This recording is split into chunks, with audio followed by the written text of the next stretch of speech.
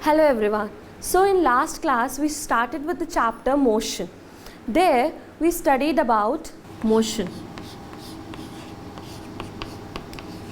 Next we studied what is distance and displacement and the difference between distance and displacement. So we studied that distance is nothing but it is the actual path length traveled. So suppose if we are moving in a square or a rectangular path, so the total path length traveled from A, B, C, D. Suppose you want to reach C, then the total path length is nothing but AB plus BC, which is nothing but the distance traveled. At the same time, if I want to reach from A to C, the displacement is the shortest distance between A and C, that is this line. The hypotenuse of the triangle ABC is the shortest distance between A and C, and that is known as displacement. So there is a difference in both distance and displacement. Distance is the actual path travel and displacement is the shortest distance between the initial and the final point. Next we studied about uniform and non-uniform motion. So again I am repeating, uniform means it's like similar, same, and non-uniform motion.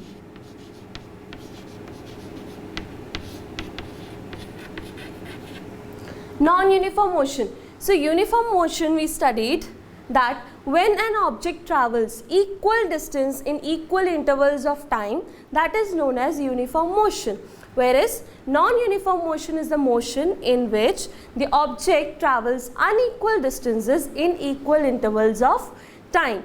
So these are the two types of motions, but there is in our everyday life we generally face through non-uniform motion, because always usually our distances will not be same with equal intervals of time. There is change in the distance when we travel because of the crowd or any other situations. So we studied about uniform and non-uniform motion. Next we studied what is the meaning of speed. So speed usually comes when we know that two objects are moving, but we don't know which one is moving and how much fast. The how much fastly that object is moving is given by speed of the object. So similarly, another concept we introduced, that is velocity. So when the speed is accompanied with the direction, so when there is direction along with the speed, that is known as velocity. So we studied what is speed and what is velocity, and also what is the difference between speed and velocity. We studied that speed is the distance travelled per unit time, whereas velocity is the displacement travelled per unit time. Speed is a scalar quantity, that means it involves only magnitude, whereas velocity is a vector quantity which involves both magnitude and direction. So that is the difference between speed and velocity, and we discussed two problems on the on speed and velocity. Today we will continue with still more problems and we will move on to the next further topics. So this is just a quick recap of what we did in the last class. So let us move on to the problem. The question number 4, because last time we discussed 3 problems, today is question number 4. The question is, John drove south 120 km at 60 km per hour speed, and then east 150 km at 50 km per hour. So this 60 km per hour and 50 km per hour is the speed or velocity of the John, and whereas 120 km and 150 km is the distance travelled by John. So the question is, determine the average speed for the whole journey. So the average speed. So first let us, in physics, if we make the drawing of the question, if we draw a diagram for the question, it is very easy to solve. So let us see, John drove 120 km. So I can say this is 120 km, and this he has moved in 60 km per hour speed. And next he drove east 150 km,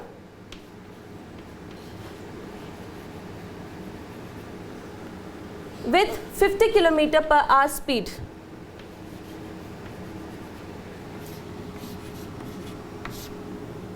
So this is the question. So John has first travelled in this way, southwards, then east. So the first question is the average speed of the whole journey. So we have to calculate the average speed. We already know that average speed is nothing but it is the total distance travelled divided by total time taken. If you see, John has moved from A to B and then finally to C. According to our convenience, we are taking the namings. But if we see, we have the distance travelled but we don't have the time. How much time John has travelled. So first we need to find out time. So let us divide this problem into two sections. Like first is the John has moved from A to B. So time taken for John to travel from A to B. Time taken to travel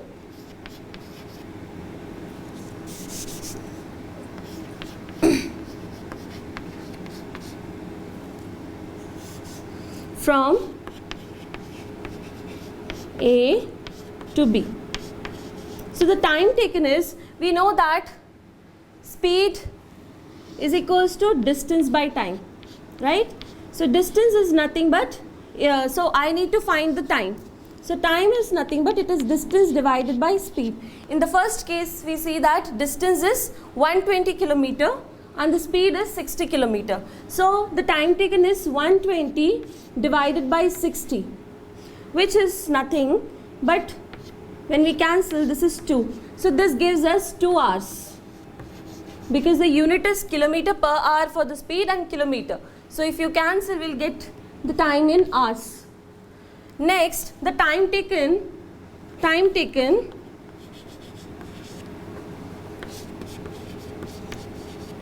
to move from B to C.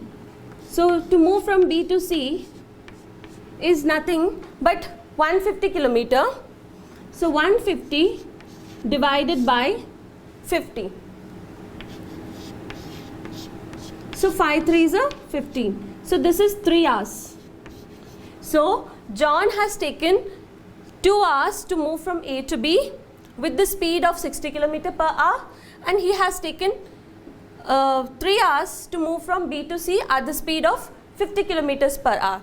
So the average speed, as I told, the average speed is nothing but total distance traveled divided by total time taken. So the total distance is from A to B, it is 120 kilometer, and from B to C it is 150 kilometer divided by total time, that is 2 plus 3.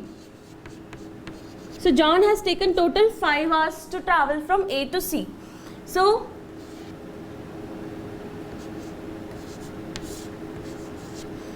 the answer is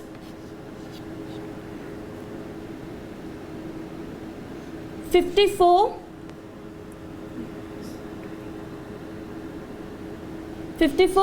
kilometer per hour.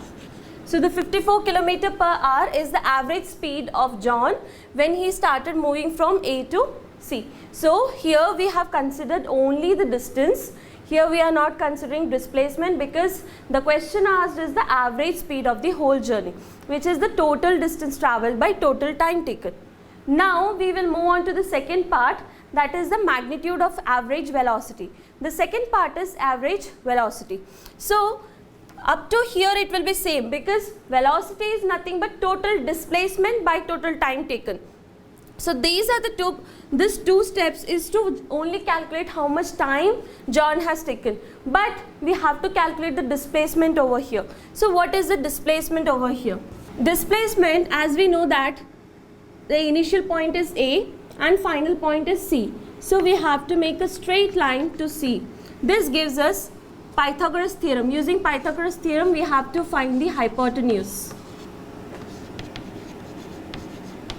So we know that AC is nothing but it is root of, when you apply Pythagoras theorem, you get it is a root of 120 square plus 150 square. So if you solve, you will get 30 root over 41 kilometer. So when you solve this, you will get 30 root over 41 kilometer. So this is the displacement traveled. So if I want to find average velocity is nothing but 30 root over 41, and the time taken is total 5 hours. So divided by 5. So it is 6 root over 41 kilometer per hour. So this is the average velocity. Average velocity when John wants to travel from A to C, the average velocity is 6 root over 41 kilometer per hour. So I hope this problem is clear for you. Next we move on to another problem. So the next question is a car, sorry, the question is wrong, it is a car, it's not a can. A car travels 22 kilometers south, 12 kilometer west and 14 kilometer north. Than reading the question, it's better to make a drawing. So it's like a car is traveling 22 kilometer south. So this is 22 kilometer south and 12 kilometer west. So west is in this direction. So he is traveling, a car is traveling 12 kilometer west. Next, 14 kilometer north. 14 kilometer north. So this is 14 kilometer in north direction. So car is coming in this way and again it's moving in this way, then it is moving in this way. Next, and this whole journey is taking place in half an hour. Half an hour means it's nothing but 0.5 hours. So let us mark it as A, let us mark it as B, this one as C and this one as D. First part is, what is the average speed of the car? So as I have already told you, the concept is the same, the formula is the same, but the application on what kind of problem we are facing, the application over it will be different. So in this case, as I told, average speed is nothing but total distance traveled. So here already the distances is given, 22 plus 12 plus 14. So if we calculate, we will get the total distance. So let us calculate total distance. So total distance traveled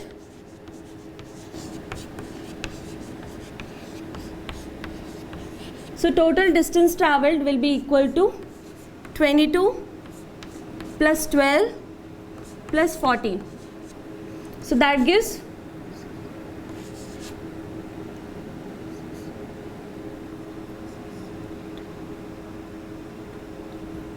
48 kilometer.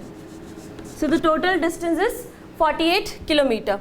But where is the time? It is given that it is traveling in half an hour. So the time taken is half an hour. Half an hour is nothing but it is 0.5 hours. 0.5, or we can write it as 1/2 also. So the average speed we can write in short form AVG for average. So average speed is nothing but 48 divided by 5. So it's nothing but it is this much.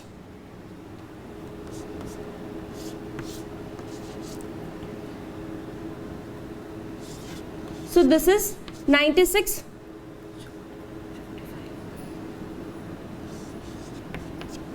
So when we calculate average speed, that is 48 divided by 0.5, then we will get 96 kilometer per hour. So this is the average speed when the car travels from A to B, then to C and finally to D. To reach the destination, the average speed of the car is 96 kilometer per hour. Next, the second part is, what is the average velocity, the magnitude of average velocity. So now this distance will not be there. We know that total displacement traveled is the shortest distance. So there is no use if we calculate this whole value. If I add up the whole value, we are not going to get anything. So just remember, we need to find this distance. But how to find? What formula can we apply? So just make a perpendicular from D onto AB. So on AB, we have to project a perpendicular from D to AB. So when we see this is a right angled triangle. So obviously we require this side and this one. So let us consider it as E. So we require AE value and DE value. Now if we see, this is in the form of rectangle. If we see that this is BC, okay, so rectangle, the opposite sides are equal. So if this is 12 kilometer, this will be also 12 kilometer. So we get DE as 12 kilometer. And whereas if we see AE, then we have to see this whole length AB. AB minus DC, if we do, we will get AE. So that is 22 minus 14, if we do, we are getting 8. So this is 8 kilometer. AE is 8 kilometer. Now we can easily apply Pythagoras theorem on this triangle. In triangle ADE, we can apply Pythagoras theorem as AD, which is nothing but it is root over the square of 12 square plus 8 square, right? So it's nothing but 144 plus 64. So this is 208, square root of 208, okay? So this much we are getting as the hypotenuse, that is AD. So the total displacement travel is root over 208, and also we can write this 208 as 4 root over 13 when we try the factorization method, and when we solve this root over 208, we get 4 root over 30. So 4 root over 13 kilometer is the distance displacement travelled. So obviously the time taken is 0.5 hours. So the average velocity is 4 root over 13. So this we get as 8 root over 13 kilometer per hour. See, this is in root form we can write the answer. If you are not feeling comfortable, we can find the value of that root also, and we can just multiply with 8. So that gives more precise answer. So this root over 8 root over 13 kilometer per hour is the average velocity. So that finishes our topic on speed and velocity and how to calculate average speed and average velocity for different situations. The major thing just we have to focus is, one is total distance travel and how is total displacement travel we have. So distance travel is very easy to calculate, but displacement majorly it involves Pythagoras theorem or some kind of formula which is based on the geometrical shapes. So if we know how to find out the sides of a square and how to find the hypotenuse of a right angle triangle, it's very easy to calculate the displacement, and then finally just we have to find the velocity, average velocity and the average speed. Yes, so we finished with the problems based on speed and velocity. Here we would have noted that when there is a uniform motion, we observe that the speed, the velocity doesn't change. The velocity usually will not change unequally in uniform motion. Okay, so the velocity remains constant in uniform motion. Whereas in non-uniform motion, there is change in the velocity. The velocity varies with the time. So there is little change in the velocity when there is no non-uniform motion.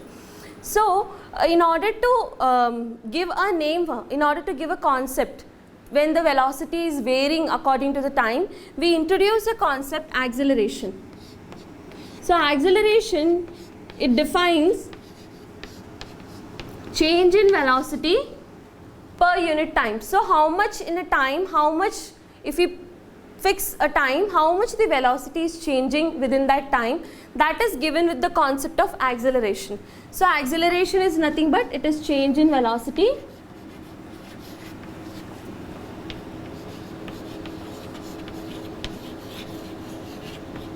divided by time taken.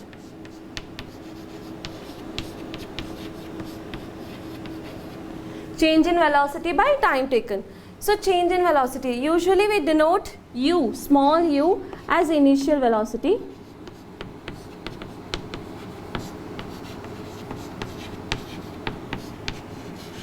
And small v as the final velocity.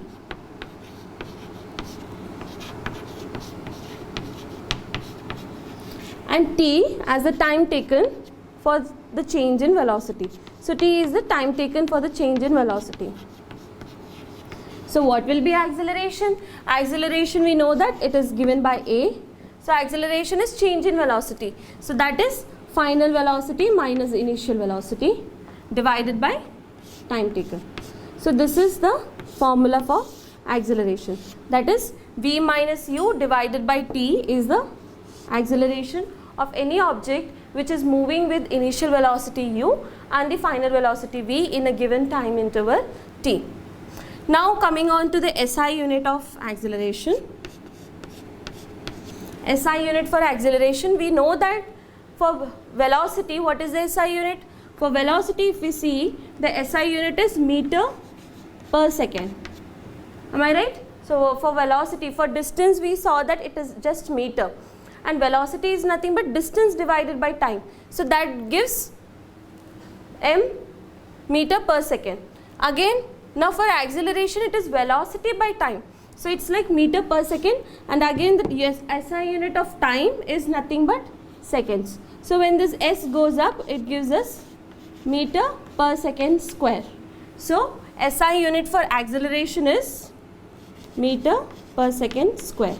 So meter per second square is the SI unit for acceleration. So just I'll repeat it once again. In uniform motion, we observe that there is no change in the velocity. The velocity remains constant. But when we say non-uniform motion, there is repeated change in the velocity.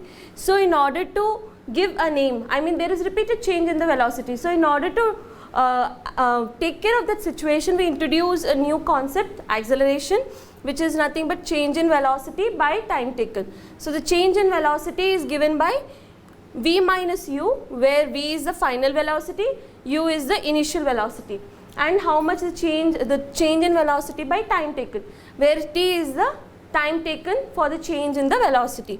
And using the SI unit of velocity and time taken, we can find out the SI unit for acceleration, and the SI unit for acceleration is meter per second square. In this itself, if we observe that, suppose, now I have told that acceleration is nothing but velocity by time. Now I'll give different readings for velocity and time. If I say at time t is equals to 0, the velocity is also 0. This is time, this is velocity. And at time t is equals to 5 seconds, the velocity is a 5 meter per second. And at time t is equals to 10 seconds, the velocity is again 10 meter per second. So if we see the gap, and again at time t is equals to 15 seconds, the velocity is 15 meter per second. If you see that there is, the time gap is 5 seconds for every interval. At the same time, the velocity change is also 5 seconds. Or suppose another reading, at t is equals to 0 second, the velocity is 0, and again it is 6, it is 12, and this is 18.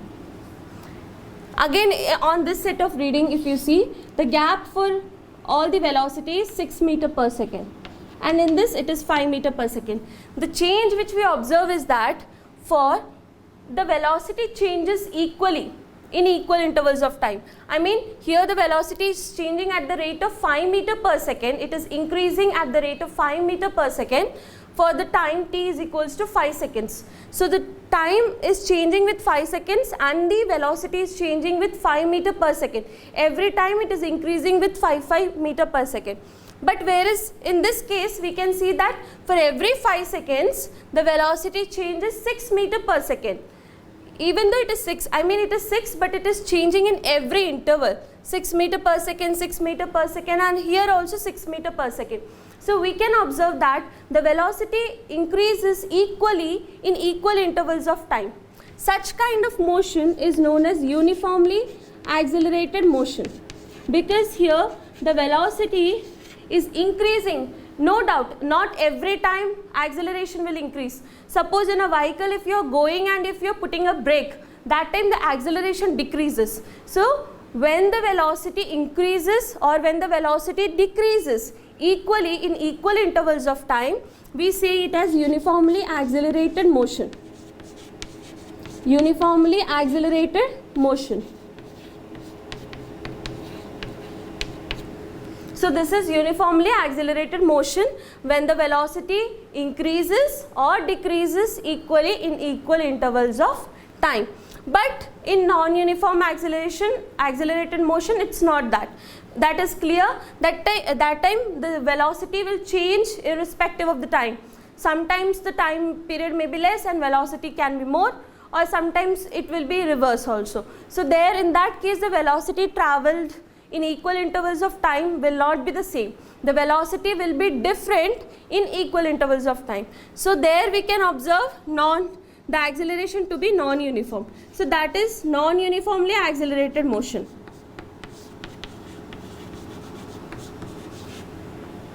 Non-uniformly accelerated motion.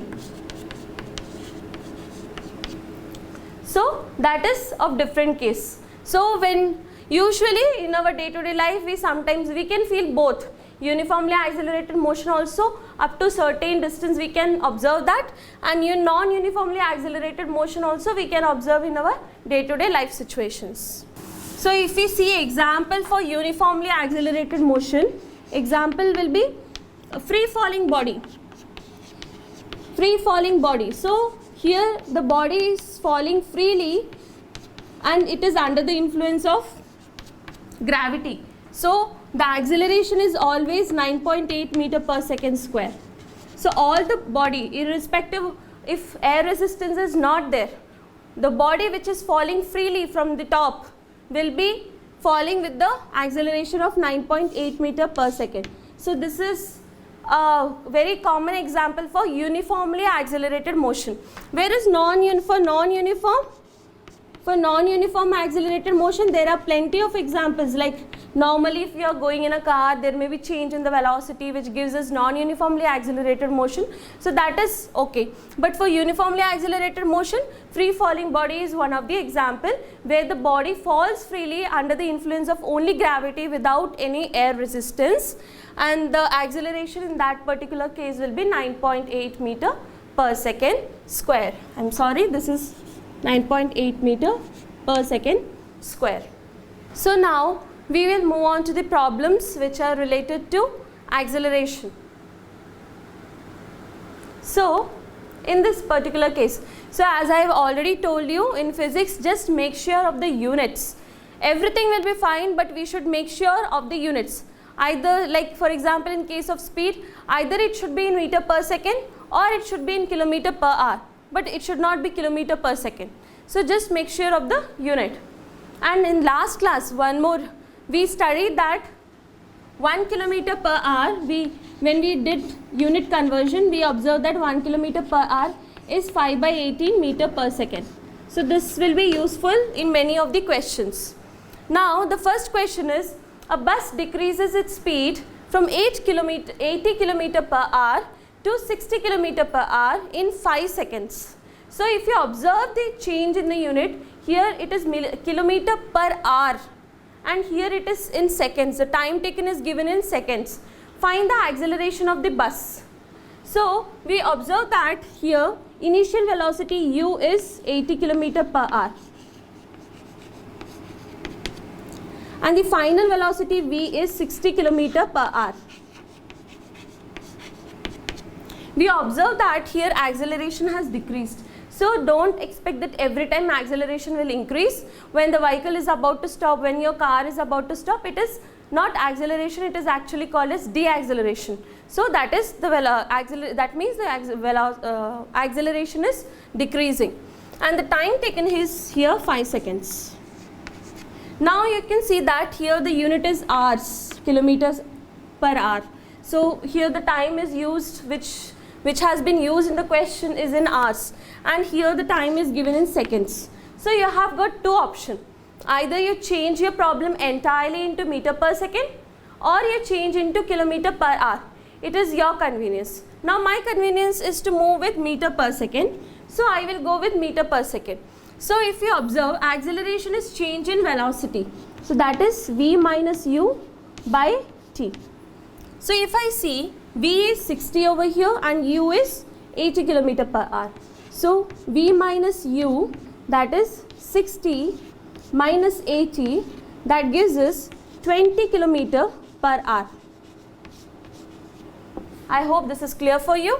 This 20 km per hour I would like to change into meter per second. So I know that 1 km per hour is 5 by 18 meter per second. So 20 km per hour is nothing but 20 into 5 by 18 meter per second. So if I change,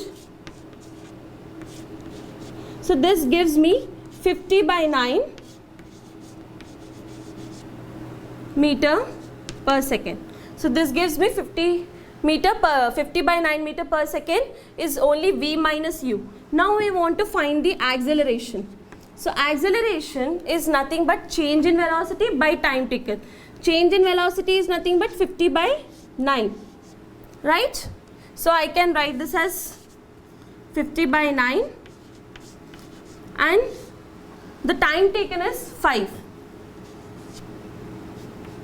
So I can write it as 50 by 9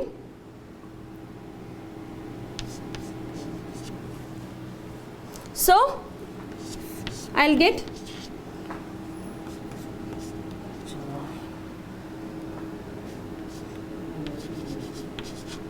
so if you check this, I'll be getting 1.1 meter per second square as the acceleration for this particular question. So in the same way as I have done in meter per second, same way you can do it in kilometer per hour. The convenience that time what you have to follow is just change your seconds, 5 seconds into hours, that is 5 by 60 into 60, that gives you in hours, and then you can move on to the similar situation. Just make sure that the units are same. So please don't confuse with the units. The unit is very important over here. So in this particular question, the acceleration of the bus is 1.1 meter per second square is the acceleration of the bus. Now next question is, a train starting from a railway station and moving with uniform acceleration attains a speed of 40 km per hour in 10 minutes. So now again if you observe, train is starting from railway stations. Railway station means the train initially is at rest. Right now it is in railway station. So what is its initial velocity? It is 0. So I can write u is equals to 0. And moving with uniform acceleration, it attains a speed. That means the v is 40 km per hour.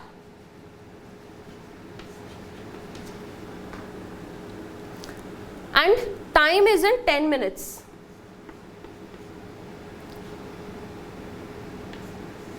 Time is in 10 minutes. Now my job is to find the acceleration. So you can again see that when the train is moving from railway, when the train is presently at railway station, its velocity is 0. That means it's not moving. Its distance is not changing. So velocity is 0 at this moment. So u is 0 and the train is moving with 40 km per hour and the time taken is 10 minutes. So if I observe that it is in hours, it is in minutes, right? So it's better to convert this minutes into hours. So I can do it as 10 by 60.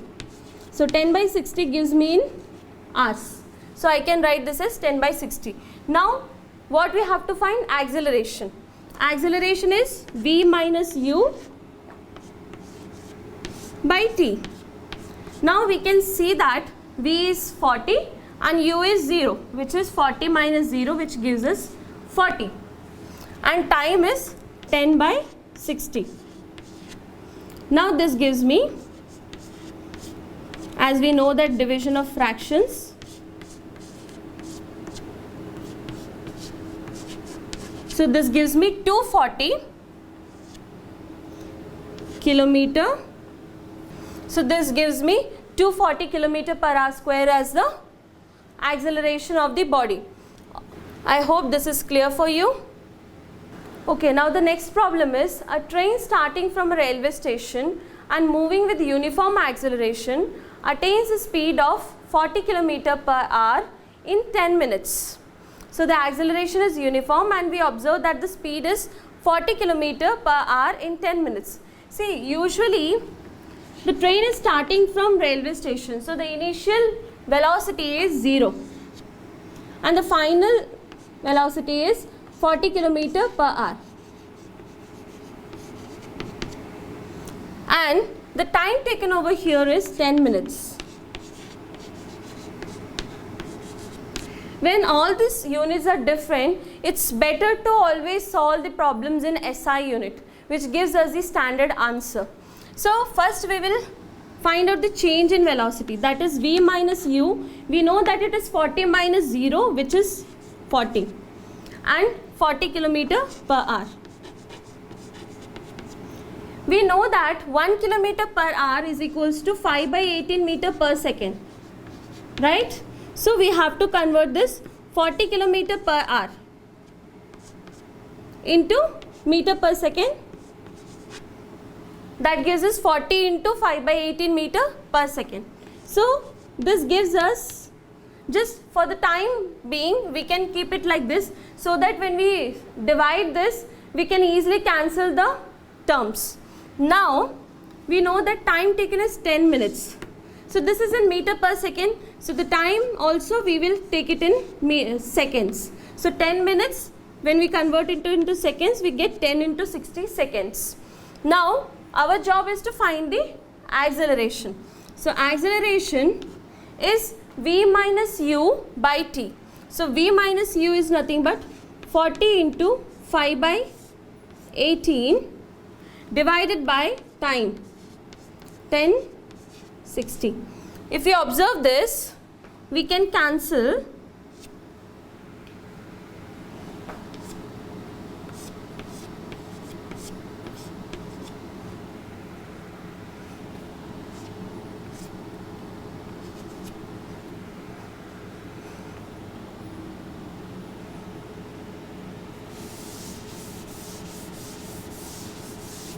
as now this becomes clumsy. Just we will try to solve it over here itself, which is easy for me to do.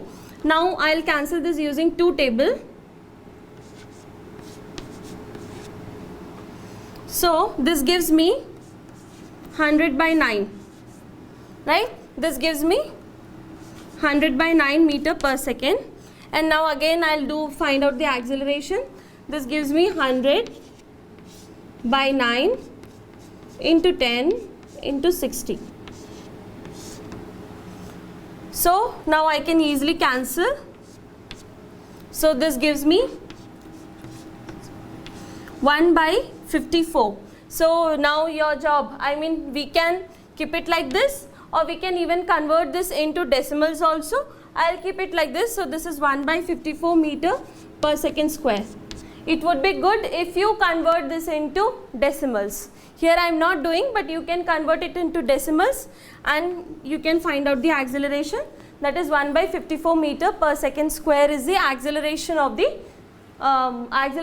train, which is starting from railway station. So this finishes our problem on acceleration. Now we will move on to the further topic.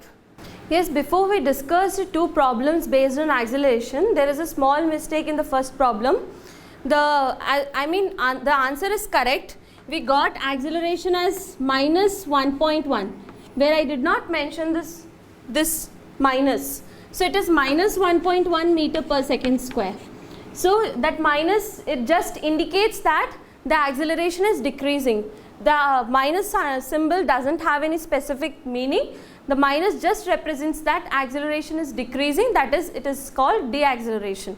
So just please make sure of that you write minus 1.1 and further you write minus indicates decrease in acceleration.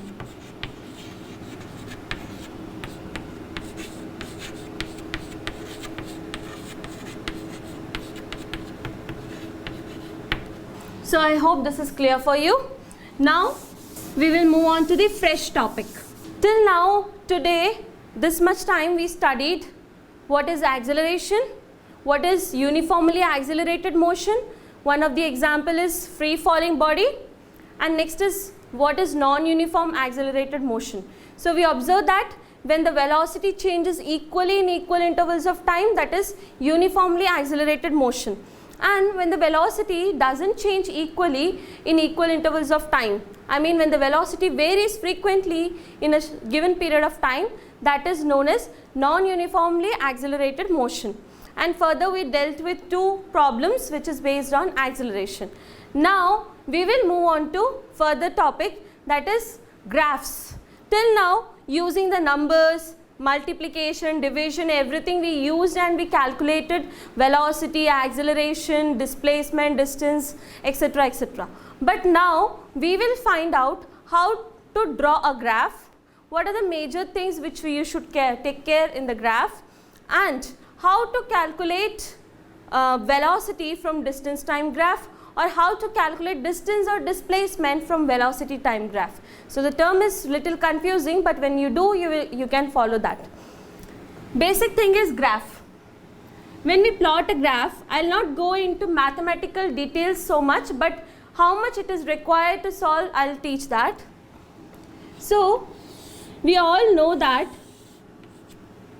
this is known as x-axis. So please make sure whenever you draw a graph, you write x-axis like that. And this is y-axis. And this is called as reference point. As I have already told you, if you want to describe motion wherever, you need to have a reference point or the origin. So this is the reference point which we represent it with O. Now, graph, we will mark it with frequent intervals. That depends on you, what scale you are choosing, but whatever scale you are choosing, you need to write on the top. Like 1 unit is equals to so and so divisions. Like that you have to write. Here graph paper is not there. If graph paper is there, you need to write the units also. You need to write the scale on the top. So here you have to write the scale.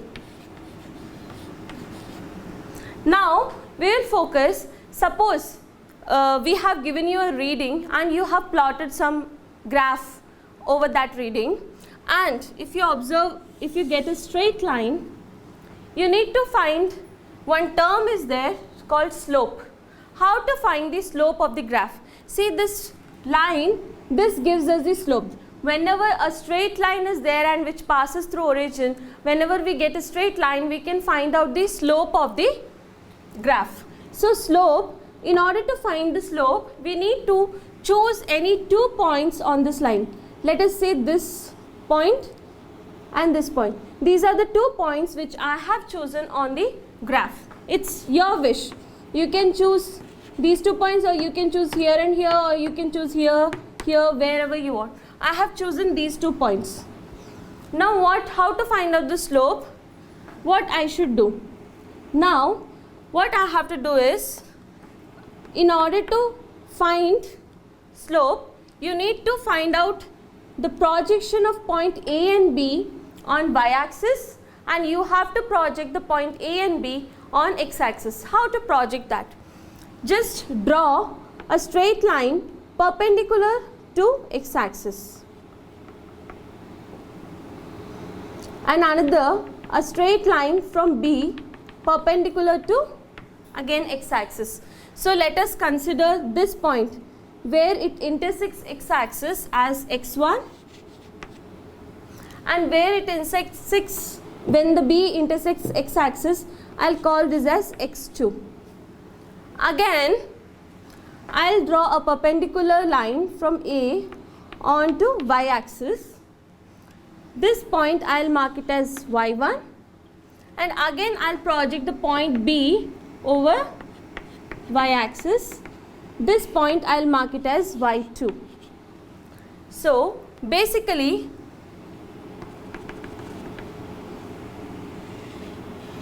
this is the slope. So basically how you have to calculate slope?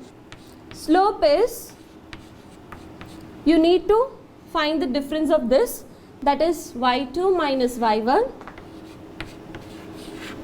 divided by x2 minus x1. So this gives us the slope of the graph. So this gives us slope of the graph, and always remember the slope of the graph, whichever 2 points you choose on the line, it always remains the same. That means I have found the slope between A and B. If you find slope between here and here, this will be also of the same value which I have got. So on the line, whichever 2 points you select, the value of the slope will be almost same in all the cases. So this is how we are finding out the slope. Now today, this concept of graph, why do we actually use the graph? You know, in daily life situations, we deal with the values which is more, and we cannot predict using our mental calculation. We cannot. The graph usually reduces our complexity. Like you can see the census which we take every 10 years.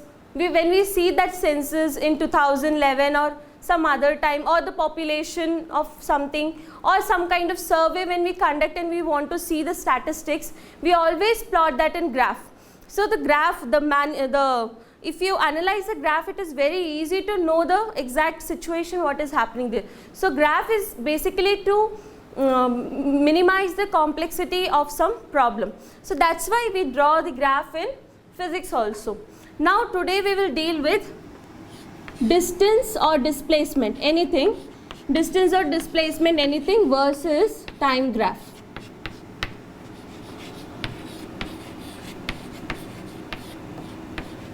Distance versus displacement, time graph. So now we have seen that there are two types of motion. I'll plot graph for those only. We know that what is uniform motion. So let me consider the uniform motion first.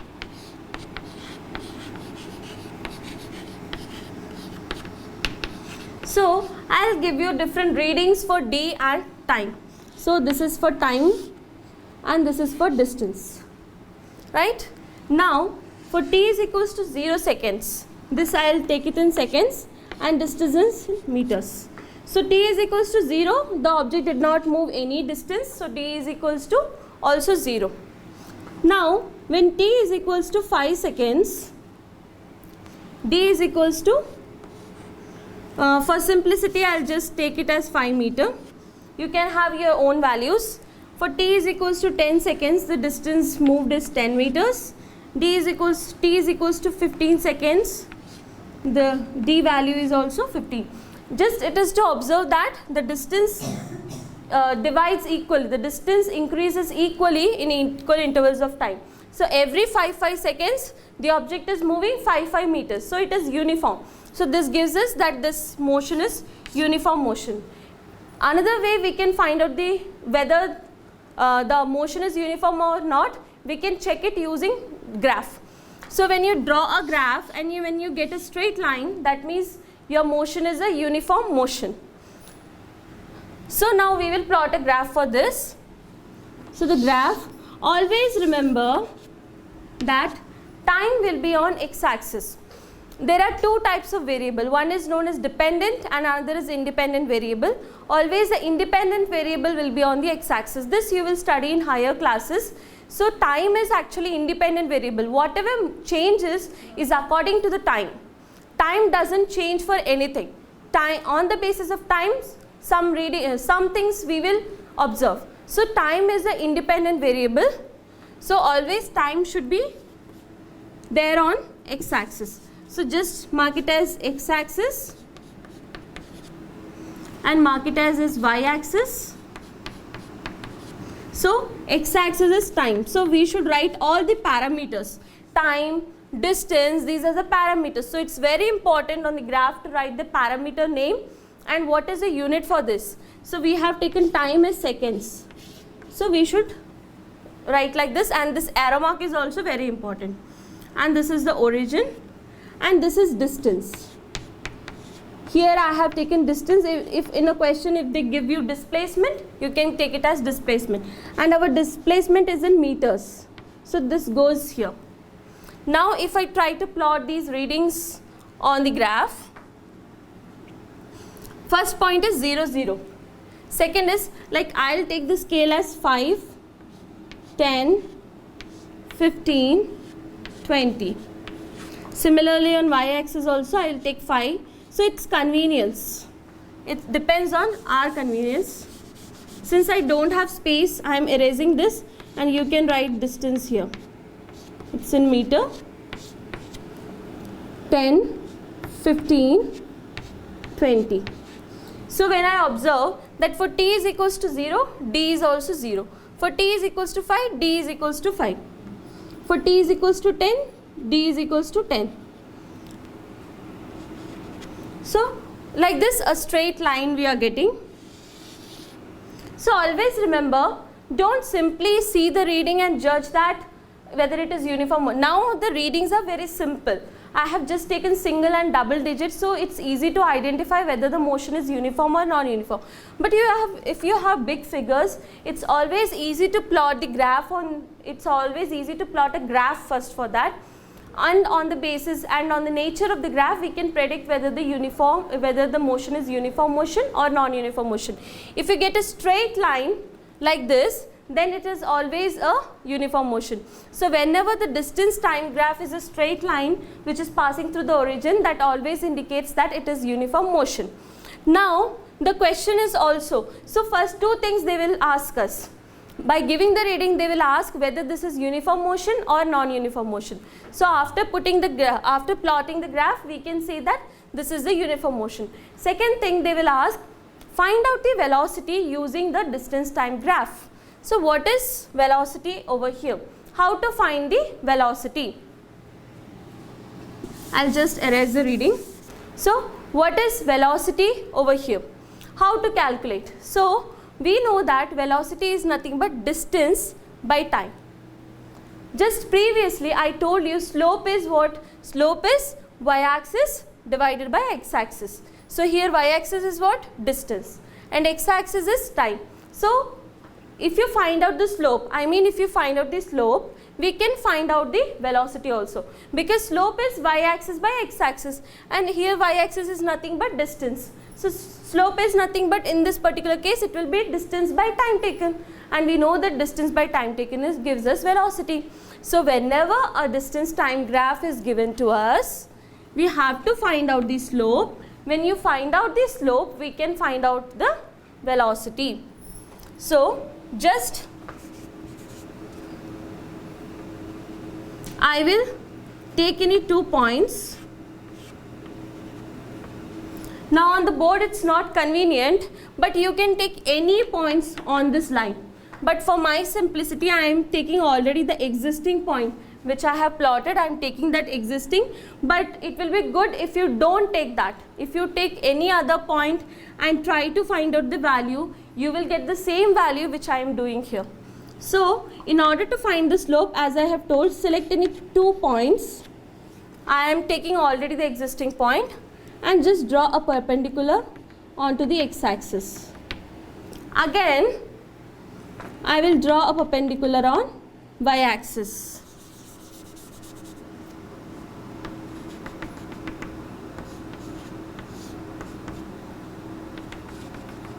So this is the projection of the point AB on x-axis and the projection of AB on y-axis. So if I see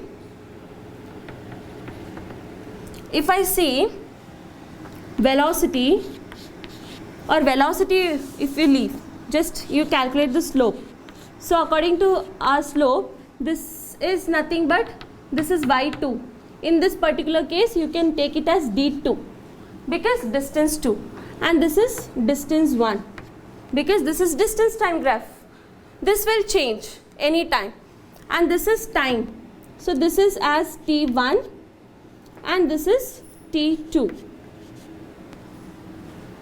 right? So d2 minus d1. So the slope is y2 minus y1. In this particular case, the y-axis is distance. So I will write it as d2 minus d1 divided by x2 minus x1. That is t2 minus t1.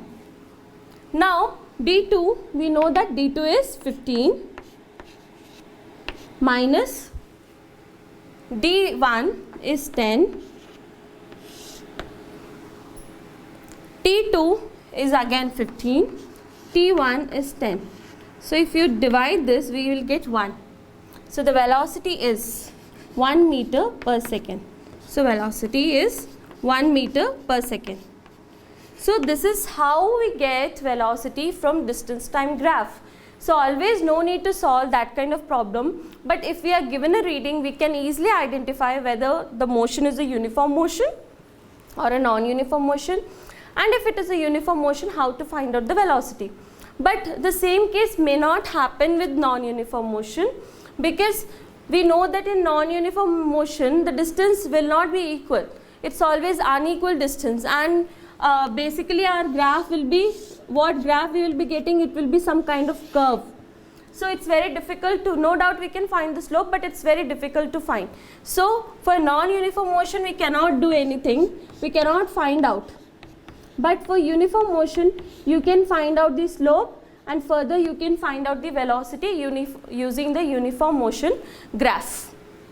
So this finishes with our distance versus time graph. How to find out the graph using the parameters distance and time, and always remember that time will be coming on the x-axis, because x-axis deals with independent variable. So time is an independent variable, so just always see that time is on x-axis and distance or displacement will be on y-axis. So we will have a recap of what we have studied till now. It's just to make a link. Please always remember, we begin with the chapter what is motion, then we moved on what is distance, which is the actual path length travel, then we moved on what is displacement, which is nothing but the shortest distance between the initial and final point. Then we studied about some problems which is based on distance and displacement, and always remember we should know the Pythagoras theorem, conversion of units, and always to maintain the SI unit of the question. If in a question it is not mentioned, it's better to go with SI unit, okay, and make sure the units are same. Then we moved on what is speed, what is velocity. We discussed about what is scalar quantity, what is vector quantity.